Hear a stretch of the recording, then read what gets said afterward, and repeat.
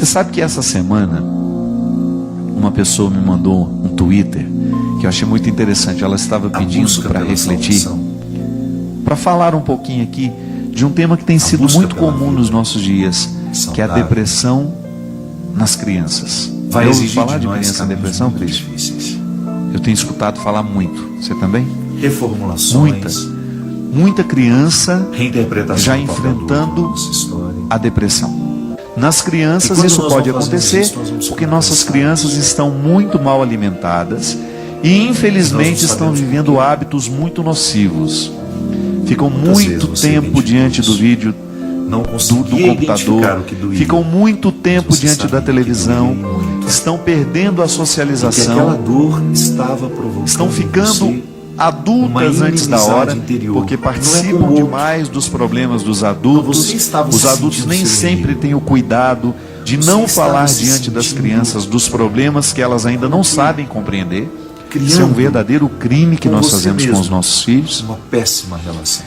Então nós temos muita depressão hoje entre crianças, que pode ser por causa de distúrbios, de desordem química, fruto de hábitos errados. Vai dormir muito tarde, levanta muito cedo, a criança não descansa direito, não se alimenta direito, não tem uma atividade física, fica muito sentado o dia inteiro. Então nós podemos ter uma desordem química e o exame de sangue vai identificar. Mas nós também podemos ter um motivo afetivo, espiritual, que passam o tempo todo pelo nosso convívio, pela maneira como nós nos tratamos. E volto a dizer, muitas crianças estão expostas antes da hora a problemas que elas não sabem administrar. Então, minha gente, essa história de que o meu filho participa de tudo não pode ser assim. A criança tem que ter maturidade para compreender determinados fatos. Muitos pais, por exemplo, que discutem os problemas conjugais na frente dos filhos. Essa falta de psicologia prejudica demais os nossos filhos. Não estão preparados para saberem que os nossos, que pai e mãe estão vivendo quase que uma separação, ou que houve uma traição. Então precisa ter muito cuidado. Eu precisava reconhecer. Lembre-se que o seu filho, à medida que ele vai crescendo, ele vai tendo maturidade para isso. Mas enquanto essa maturidade não vem, você precisa pôr um filtro para que aquilo que chega até ela não venha prejudicar a sua saúde espiritual e emocional. Cuidado. Ter uma criança é o tempo todo fazer a experiência do cuidado. Cuidado com aquilo que você fala perto dos filhos. Cuidado com aquilo que os filhos estão conhecendo muito precocemente. Cuidado com aquilo que está passando na televisão, com aquilo que eles estão ouvindo. Porque esse mundo muito adulto, cruel, está matando muito cedo a inocência das nossas crianças. E isso, qual é a consequência disso? Muitas vezes é a depressão, é a angústia, é a ansiedade, num tempo em que a vida só pede outras coisas que não são isso. Acho que o tempo da infância, quando bem vivido, ele é um registro que vai nos ajudar muito na construção do nosso caráter e nas alegrias. A gente sabe que a depressão é às vezes aquela pessoa está muito fragilizada, como nós já dissemos aqui várias vezes, mas ela precisa nós temos uma tristeza acentuada, às vezes a nossa ajuda provoca a tristeza não é depressão. Quantas vezes, minha gente, a gente tem o direito de, num determinado momento da vida, estar desanimado, ficou entristecido porque aconteceu alguma coisa, por exemplo, perdi a dona Terezinha, uma amiga minha. É claro que a gente fica uns dias sofrido, triste, chateado. Mas isso não é depressão. Nós queremos que elas Agora, quando você percebe que você não consegue superar aquele sofrimento, aquela angústia, aquela tristeza, então você precisa de uma ajuda profissional. Por que eu sempre digo que a gente precisa da ajuda do profissional da saúde? Porque o primeiro passo, isso é uma regra, minha gente. Todos nós que estamos vivendo um processo de muita tristeza, de muito desânimo, de muita apatia, a primeira coisa que nós precisamos fazer é ir ao médico para que ele possa medir, através de um exame de sangue, as nossas taxas. E você que A oferece gente sabe, a tantos, não ciência tem nos aquilo ensina para isso, e é muito importante a gente ter isso diante de nós. A depressão pode ser um fruto da desordem química, e o exame de sangue vai acusar isso. Sabe essa tal vitamina D que só o sol pode nos dar, que a gente se lambuza de protetor solar o tempo todo, que a gente tem medo do câncer de pele? Então a gente parou, e a vitamina D, pelo que me consta, o sol é a principal fonte de vitamina. E não é um processo muito simples de pegar essa vitamina do sol. Tem que ficar 20 minutos todos os dias com os braços virados para cima. Não é uma coisa muito simples. Antes isso acontecia de maneira muito natural na vida das pessoas, que elas trabalhavam mais ao sol, eram mais expostas ao sol. Hoje não, nós estamos muito cuidadosos com isso. E de vez em quando nós Impressionante. A vitamina D é uma grande responsável pela alegria, pela motivação, pela disposição. Então muitas pessoas que têm a baixa da vitamina não sabem que estão com ela em baixa e estão tendo processos depressivos por causa da baixa dessa bendita vitamina. E não é só elas. A gente sabe que a alimentação que muitas vezes nós fazemos não é a mais correta. Então nós não favorecemos a nossa alegria, porque a alegria também é fruto de um processo químico. Ela nasce dos motivos? Nasce.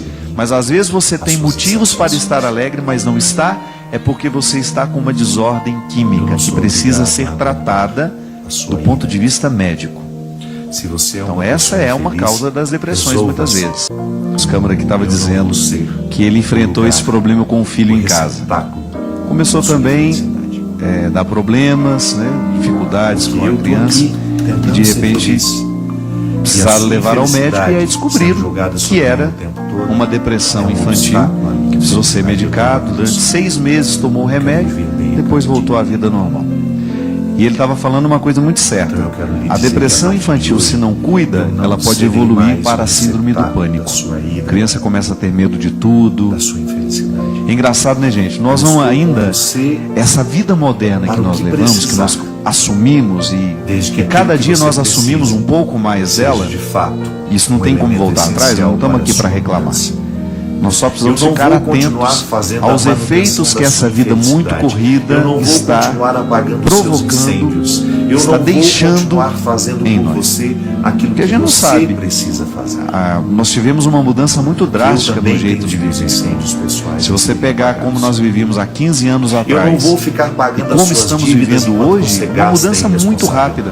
E essa mudança, ela é cada dia mais intensa, de maneira que nós estamos perdendo muita coisa que é importante para o ser humano e que nós estamos deixando de fazer, que a vida moderna nos empurra para muitas atividades e a gente acaba perdendo o tempo para viver. A gente acabou de falar aqui, né? Que a gente não tem tempo de ficar 20 minutos para tomar o sol todos os dias. Imagina que eu, quando eu era criança, a minha mãe colocava a gente para tomar sol igual um lagarto, ficava todo dia. Não pagou diariamente. Eu não entendia aquilo. Olha como a dona Ana era sábia já naquele tempo. A gente tinha que tomar sol todo dia de manhã. E como eu sempre gostei de ler, pegava meu livrinho, ficava lá, tomando o solzinho que ela queria que a gente tomasse, lá no passeio de casa, enquanto fazia minha leitura. Hoje é verdade, eu acabei de falar aqui para o Christian no intervalo. Tem que tomar 20 minutos de sol todo dia, eu não tenho tempo para isso. Isso é mentira. Por que eu não posso tirar 20 minutos do meu tempo para esse momento de saúde, de preocupação comigo? Mas aí no final do dia eu não dou conta de fazer tudo que tem que fazer. Acho que está na hora de nós começarmos a descobrir o que é essencial e o que é acidental na nossa vida. Porque às vezes nós gastamos boa parte do nosso tempo com aquilo que é acidental. O que é o acidental? Aquilo que a gente poderia muito bem ter deixado de fazer. Que para muitas pessoas que dizem me amar, eu não passo de um caixa eletrônico. E com o tempo eu fui perdendo a culpa em dizer não tem obrigação, a vida é sua. Eu também não tive oportunidade, eu busquei por elas. Por que você não pode buscar? Você não é doente. E se você está inventando doença para se livrar, porque isso também é comum, algumas pessoas ficam inventando doenças para poderem ser eternamente cuidadas, eternamente socorridas durante o processo. Olha, eu estou a caminho e o meu azeite está terminando. Eu estou aqui, mas o meu azeite não dá para ir até ali na frente. Por favor, pelo amor de Deus, eu estou muito doente, me ajude. Não. Não somos. Não devemos, em hipótese alguma, fazer a manutenção da preguiça alheia. Não podemos, em hipótese alguma, assumir esse papel desconfortável de ficar pagando a fatura da imaturidade dos que não querem crescer. Tem o mesmo sangue que você? Tem. Mas às vezes não tem amor nenhum. Não tem vínculo. Só lhe enxergam como um lugar para a satisfação de desejos, de necessidades, de carências. Às vezes você passou a ser um objeto há muito tempo. E isso não é dignidade. Isso não é cristão. Não é o que Deus pede de nós. Definitivamente não é o que Deus pede de nós. Eu sei que às vezes nós fomos criados assim, para oferecer o que não temos.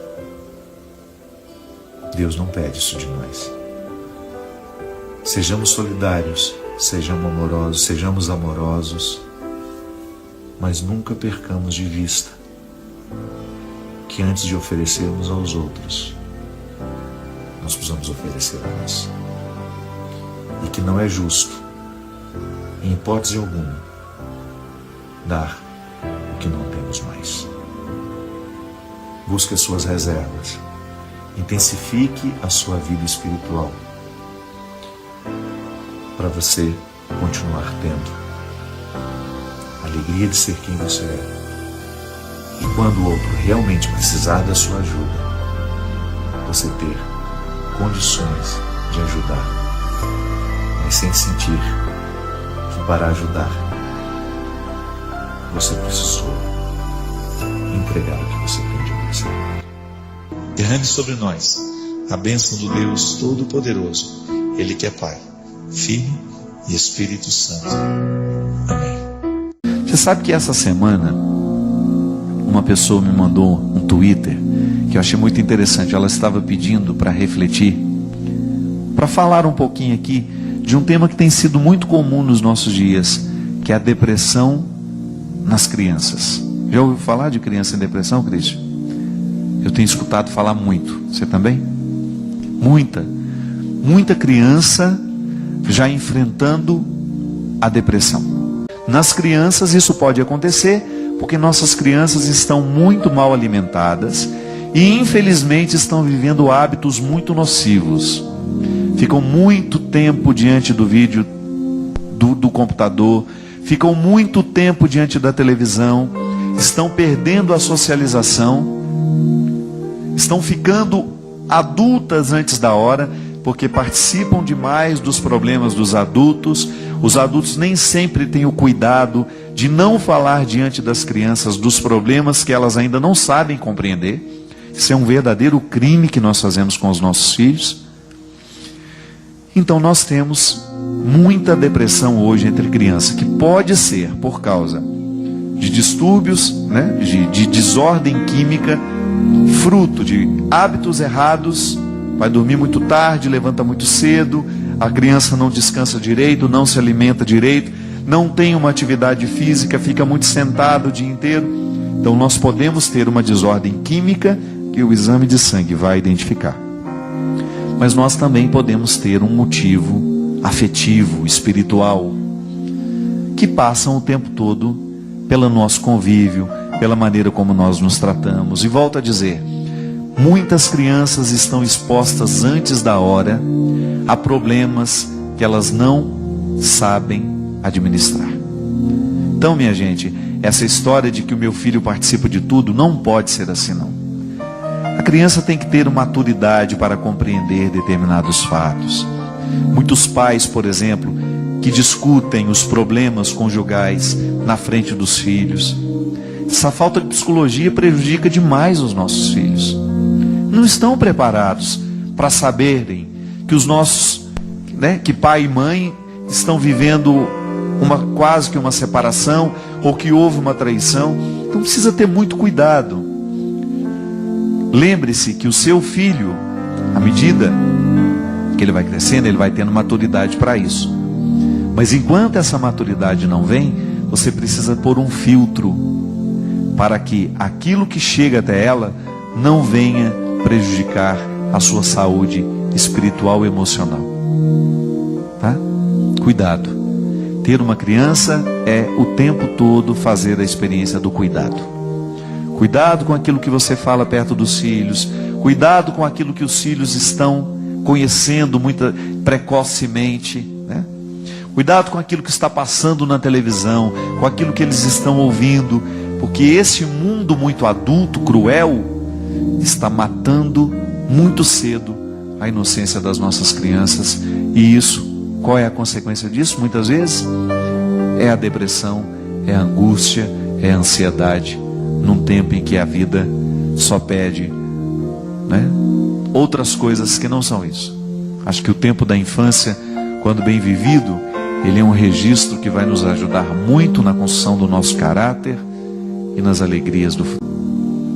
A gente sabe que a depressão é um tema muito amplo, como nós já dissemos aqui várias vezes. Quando nós temos uma tristeza acentuada, porque tristeza não é depressão, né? A gente tem o direito de, num determinado momento da vida, estar desanimado, ficou entristecido porque aconteceu alguma coisa, por exemplo, perdi a dona Terezinha, uma amiga minha. É claro que a gente fica uns dias sofrido, triste, chateado, mas isso não é depressão. Agora, quando você percebe que você não consegue superar aquele sofrimento, aquela angústia, aquela tristeza, então você precisa de uma ajuda profissional. Por que eu sempre digo que a gente precisa da ajuda do profissional da saúde? Porque o primeiro passo, isso é uma regra, minha gente. Todos nós que estamos vivendo um processo de muita tristeza, de muito desânimo, de muita apatia, a primeira coisa que nós precisamos fazer é ir ao médico para que ele possa medir, através de um exame de sangue, as nossas taxas. A gente sabe, a ciência nos ensina isso, e é muito importante a gente ter isso diante de nós. A depressão pode ser um fruto da desordem química, e o exame de sangue vai acusar isso. Sabe essa tal vitamina D, que só o sol pode nos dar? Porque a gente se lambuza de protetor solar o tempo todo, porque a gente tem medo do câncer de pele. Então a gente parou, e a vitamina D, pelo que me consta, o sol é a principal fonte de vitamina.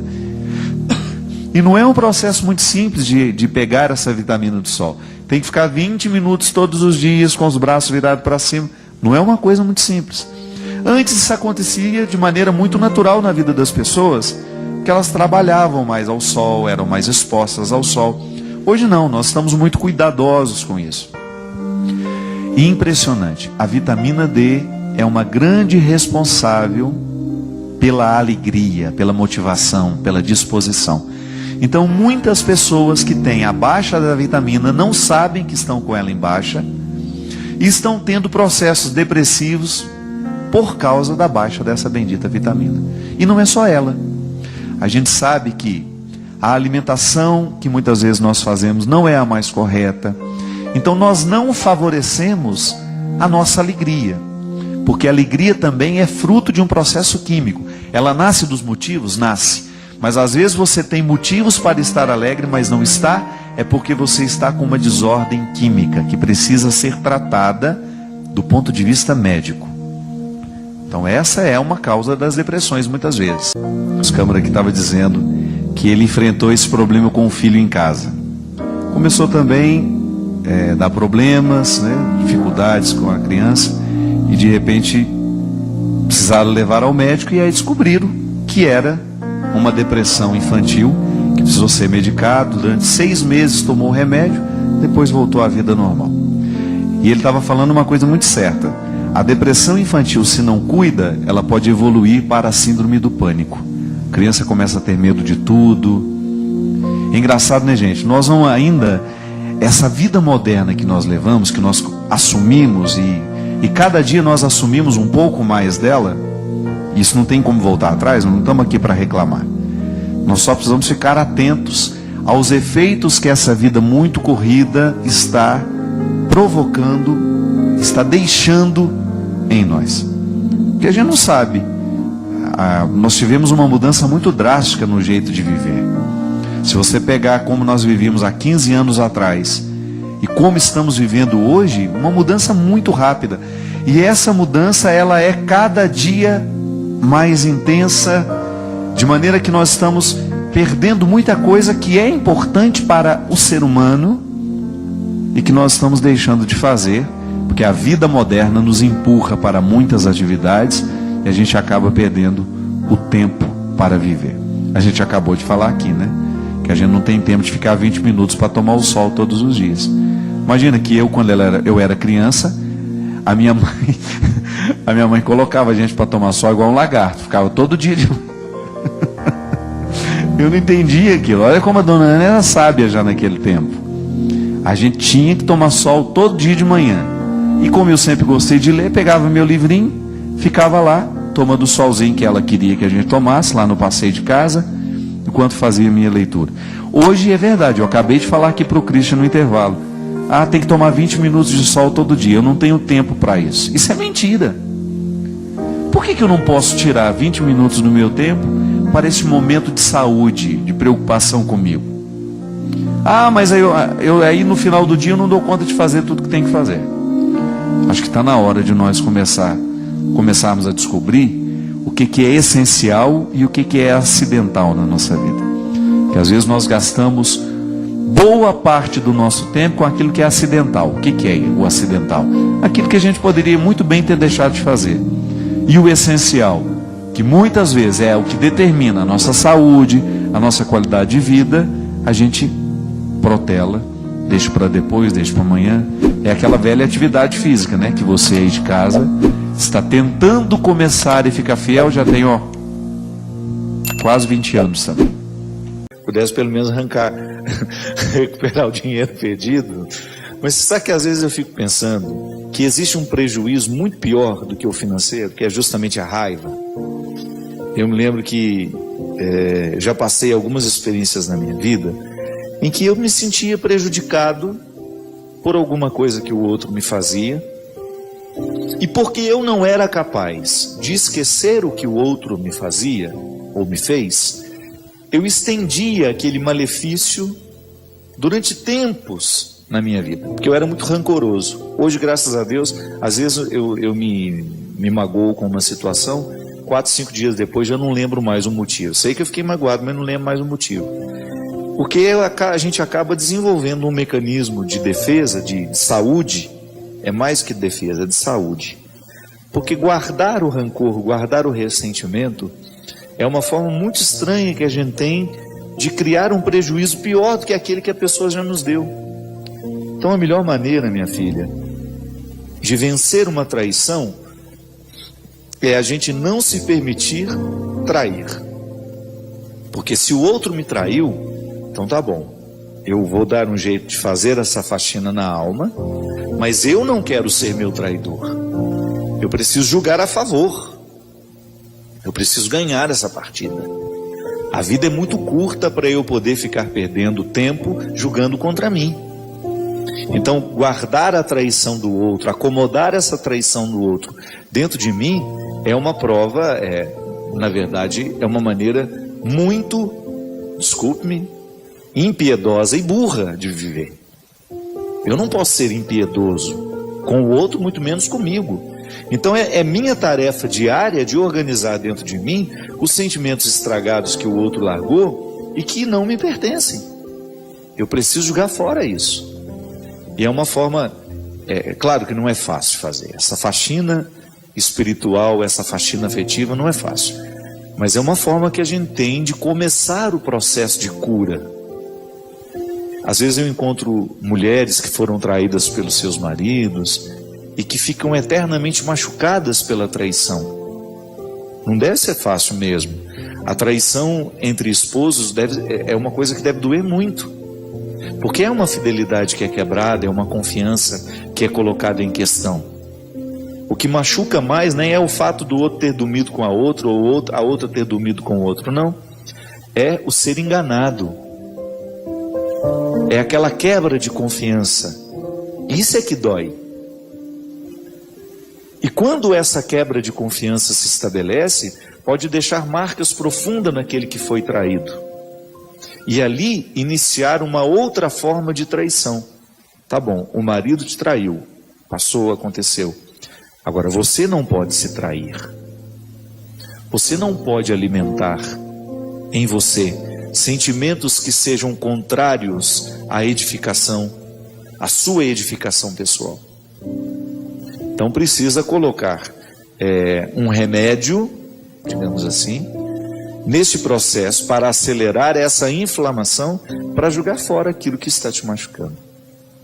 E o perdão é a única forma que nós temos de expulsar do coração todo sentimento que possa ser contrário a nós.